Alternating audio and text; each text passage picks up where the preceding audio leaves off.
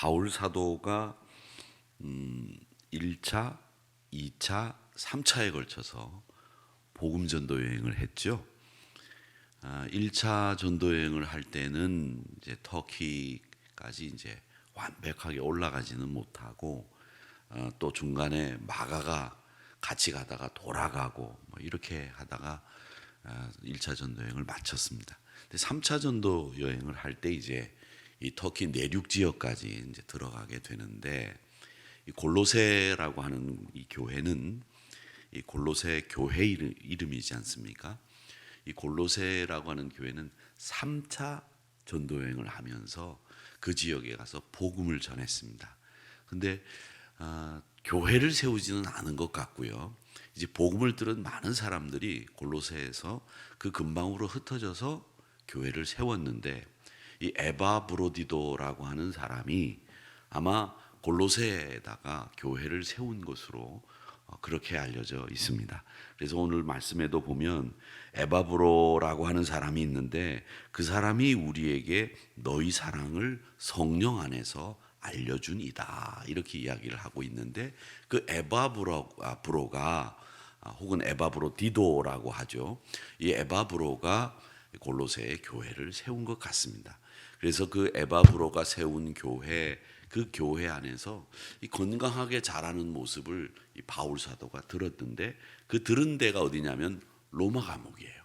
이 1차 감옥에 이제 갇혔을 때 에바브로를 통해서 골로새에 있는 교인들이 건강하게 잘 자라고 있습니다라는 소식을 듣고 편지를 쓴 겁니다. 그 편지가 골로새서라고 하는 이 편지를 쓴 건지인데, 골로새 교회에게 보내는 편지죠.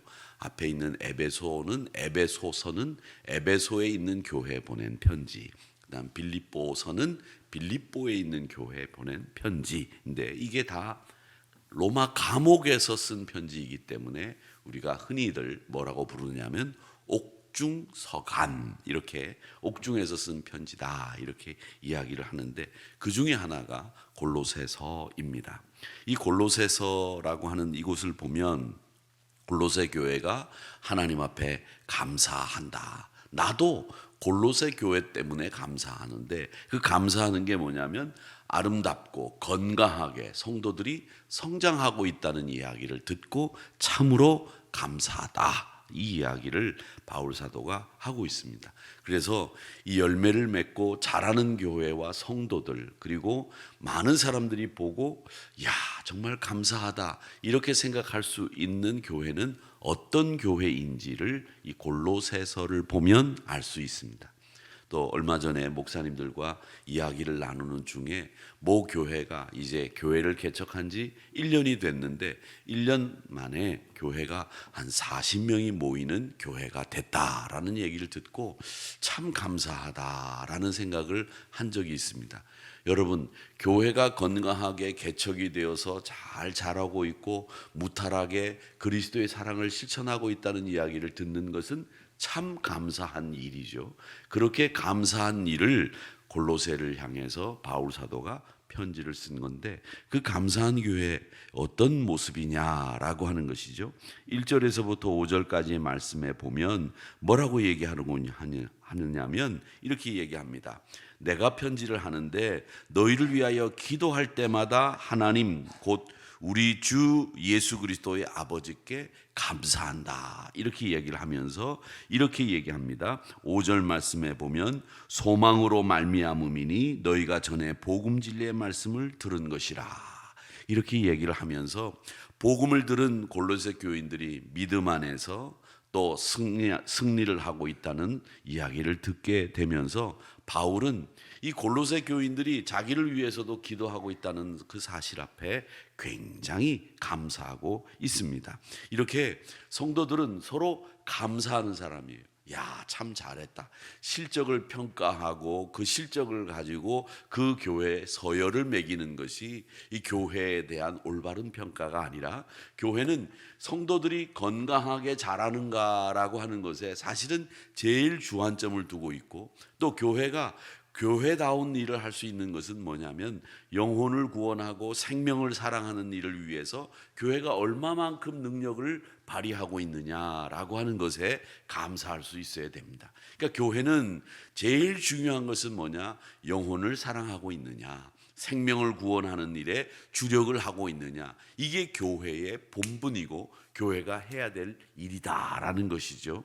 그걸 위해서 바울 사도는 골로새 교인들이 헌신적으로 일하고 있는 것에 감사하고 있다라고 이야기하고 있는 겁니다. 그러니까 사랑하는 성도 여러분, 우리가 이렇게 모든 일에 감사하고 영혼을 사랑하고 생명을 사랑하는 일을 위해서 애를 써야 된다고 한다면 우리는 어떻게 해야 되느냐? 4절 말씀에 보면 너희 믿음과 모든 성도에 대한 사랑을 들었음이요 라고 얘기합니다.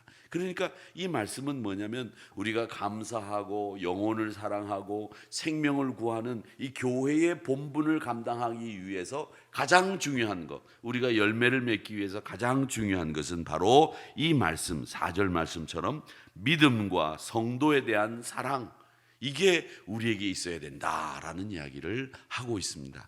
사랑하는 성도 여러분, 성도에 대한 사랑을 늘 그치지 말고 여러분 가슴속에 가득 담아두시는 우리 하누리 성도들이 되시기를 축복합니다.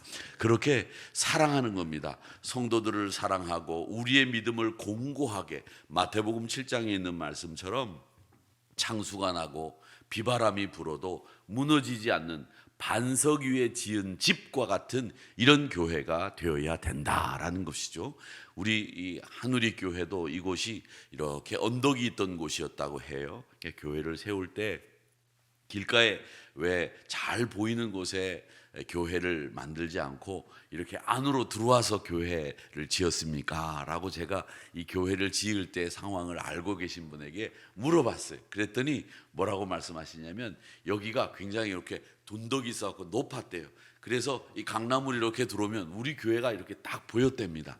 한남대교를 건너면, 우리 교회가 한남대교를 건너면 보이던 데예요. 그런데 지금은 높은 빌딩들이 다 들어서 가지고 30층, 50층은 없나? 있는 그런 건물들이 다 들어서 가지고 교회가 안 보이게 된 거예요. 그런데 그 당시에는 교회는 높은 곳에 있어야 된다라는 우리 믿음의 선배들이 그래서 좀 높은 언덕 위에다가 교회를 잘 지었는데 이게 높은 언덕이 소용이 없게 된 거죠. 그럼 지금 같으면 높은 언덕보다는 좀 길가로 나갔으면 저는 생각에 땅값은 지금 한 3배 정도 더 비쌌을 텐데 이런 생각을 합니다만은 어쨌든 교회에 대한 생각을 가지고 있잖아요. 그 교회가 어떤 교회냐라고 하는 것에 대한 생각을 가지고 있잖아요. 다 그 당시에는 교회가 이래야 된다라고 하는 가치관을 가지고 있는 거죠. 그런 가치관이 있기 때문에 시대에 따라서 그 가치관이 달라지기는 하지만 분명한 것은 하나, 똑같은 것이 있습니다. 변하지 않는 거. 그게 뭐냐면 교회는 영혼을 사랑하고 생명을 구원하는 일, 그리고 성도들 간에 사랑이 있는 교회, 이 교회가 건강한 교회다라고 하는 것을 우리는 분명히 기억해야 됩니다. 그래서 우리 성도들은 이 땅에 우리들끼리 복만 쌓으려고 하고 우리들끼리만 잘 되려고 하는 세속적이고 이기적인 동기로 세워진 것이 아니라 이타적인 사랑으로 우리 공동체를 건강하게 만들어 가려고 하는 마음 가지고 우리가 이곳에 복음을 전하기 위해서 세워져 있다라는 겁니다.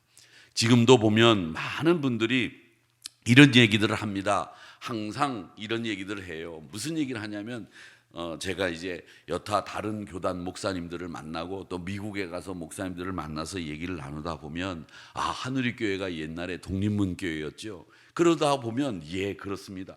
이 독립문교회와 관련되지 않은 분들을 관련된 분들을 쉽게 만날 수 있어요.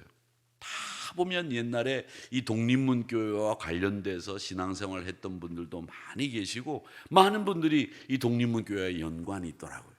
제가 아는 그 모 대학 심리학과 교수인 그 권모라고 하는 교수님이 계신데, 그 교수님하고 만나가지고 얘기를 나누다 보면, 목사님, 저희 장인어른이 그 교회에 한참 동안 다닌 적이 있습니다 이러면서 독립문교회 다녔던 그 기억들을 다 전수받아서 한우리교회가 어떤 교회라고 하는 것을 다 알고 계신 분들이 많이 계셨어요.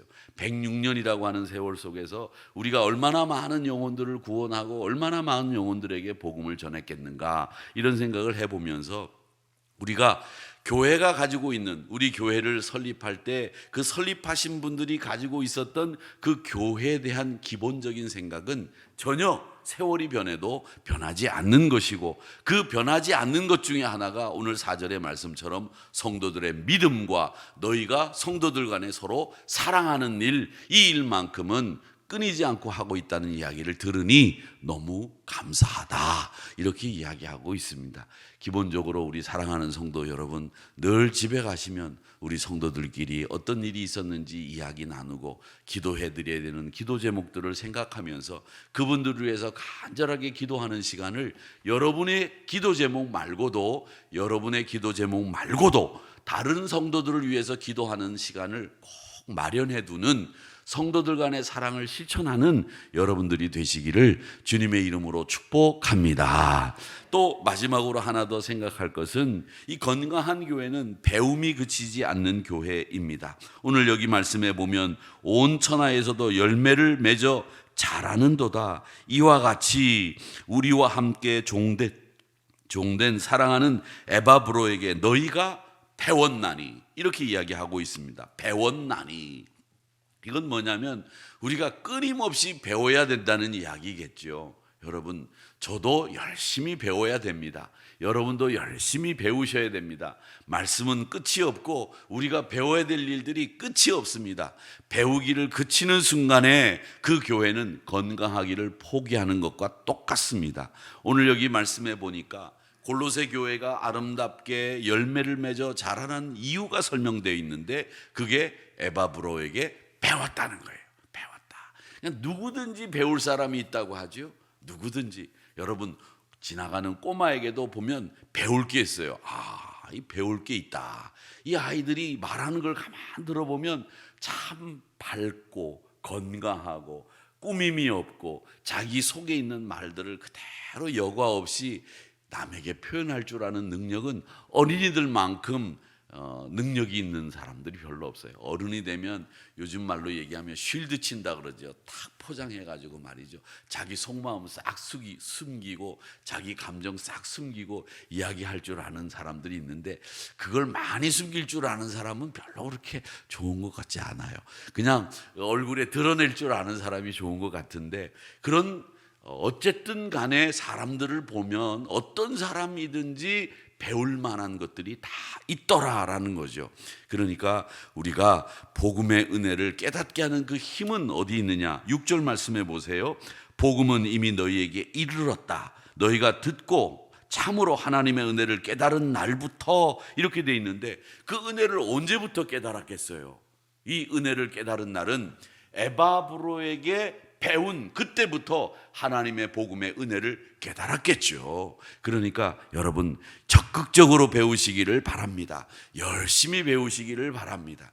제가 안식월을 가가지고서 교회들 이렇게 보니까 건강한 교회 특징이, 제가 말씀드렸죠. 건강한 교회들은 아멘을 일단 크게 해요. 아멘을.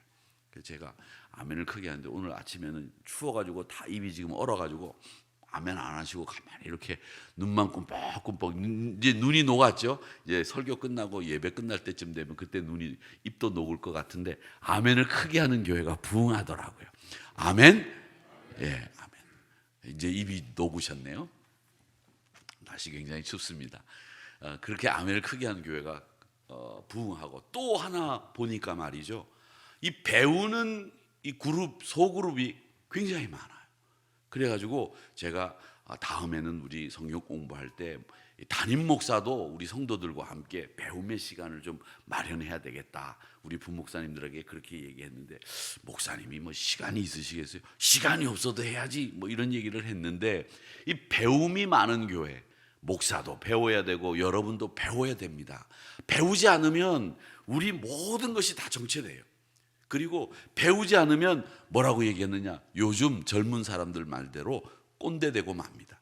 그렇기 때문에 열심히 배워야 되고 열심히 새로운 것을 익혀야 됩니다. 그 어떤 분들을 보면 자랑하는 분들이 계세요. 핸드폰을 딱 꺼내서 폴더폰을 딱 꺼내갖고 내가 말이죠 옛날에 레트로 감성으로 말이에요 아직도 이런 전화기를 씁니다. 그러면 카카오톡도 안 하십니까? 예, 카카오톡은 문자만 있으면 되죠. 뭐 이런 건 안 합니까? 요즘 핸드폰 갖고 안 되는 게 어디 있어요? 그리고 그거 없으면 아무것도 못 하잖아요. 근데 그거 안 배운 걸 자랑하고 계시더라고요. 저는 그걸 자랑할 게 아닌데, 근데 어떤 분들은 말이죠. 제가 아는 어떤 목사님은 90이 넘으셨는데 노트북을 3개를 갖고 다녀요. 이 노트북으로는 일어 번역하고, 이 노트북으로는 영어 번역하고, 이 노트북으로는 설교 준비하고, 그리고 그걸 3개를 끙끙 어깨에다 메고 다니는 분이 계셨고요. 그저 새로운 것을 배우려고 애를 쓰고 젊은 목사들한테 물어보고 이런 목사님들이 계셨어요. 그분이 누구냐? 홍순균 목사님, 돌아가신 활천사 편집위원 또 사장님을 오래 하셨던 그 홍순균 목사님은 90이 넘어도 운전을 하고 다니셨어요. 자녀들이 운전하지 마세요, 목사님. 90이 넘었는데 운전한 분이 2분 계신데 한 분이 황경찬 목사님, 한 분이 홍순균 목사님인데 참 그분들은 제 삶에 굉장히 많은 영향을 끼쳤던 분들인데 제가 얼마나 젊습니까? 그때 막 40대 후반 40대 중반 이럴 때 저한테 가방을 이렇게 둘러매고 내려오셔가지고 윤 목사 이런 게 있다는데 이런 거 어디서 구해? 예, 제가 구해드리겠습니다. 목사님 핸드폰에 깔아드리고 노트북에 깔아드리겠습니다. 처음 성경 프로그램이 이 노트북에 까는 프로그램이 나왔는데 그걸 주석하고 그걸 달아가지고서 설교까지 쓰는 프로그램이 나와가지고 그걸 보고 얼마나 좋아하시는지 어린애처럼 막 좋아하시더라고요. 이야, 그래서 저도 나이 먹으면 목사님처럼 그렇게 배우기를 쉬지 않는 사람이 되겠습니다 라고 속으로 생각했는데 그 목사님은 그렇게 배우는데 열정적이셨어요.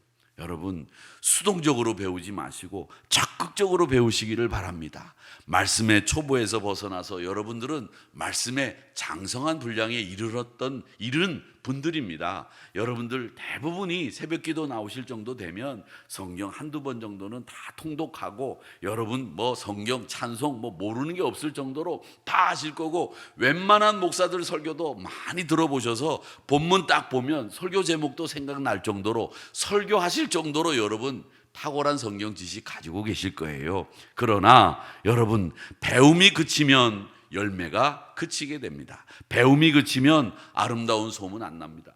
배우는 사람은 이길 재간 없어요. 배우는 사람 앞에 다 지게 돼 있습니다. 그렇기 때문에 우리가 늘 배우는 성도와 배우는 교회가 열매 맺는 자라는 교회가 된다는 사실을 기억하시고 열심히 배우시기를 바랍니다. 뭐든지 들으시고 뭐든지 보려고 하고 요즘도 이 배우는 일에 호기심을 가지는 분들이 건강하게 사시는 거예요.